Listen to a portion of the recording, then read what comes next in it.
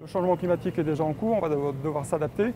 Et ce sont tous les acteurs, depuis les acteurs politiques évidemment, puisque ce sont eux qui prennent les décisions, les entreprises, mais la société civile, les individus, et des actions comme Extinction Rebellion qui mettent en avant la désobéissance civile pour mettre plus de pression sur le gouvernement. À mon avis, c'est vraiment, je remercie en tant que scientifique personnellement, je remercie absolument ce que vous faites dans ce contexte.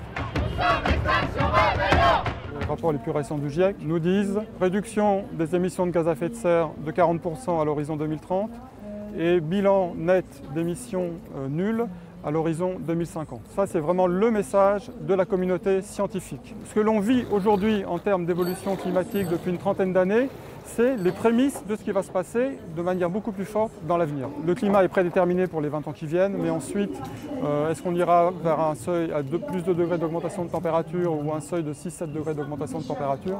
Ça dépend des sociétés, ça dépend de nous, de démarches et d'actions qui sont à faire dans les 10 ans qui viennent.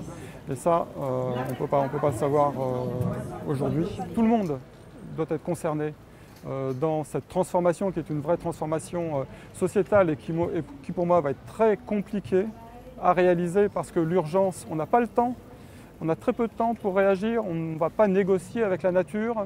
L'état des choses dans l'évolution du climat en Afrique subsaharienne, c'est d'abord une forte augmentation des températures, 2 fois plus importante que l'évolution de la température moyenne sur le globe. On observe aussi une augmentation des événements extrêmes en termes de précipitations.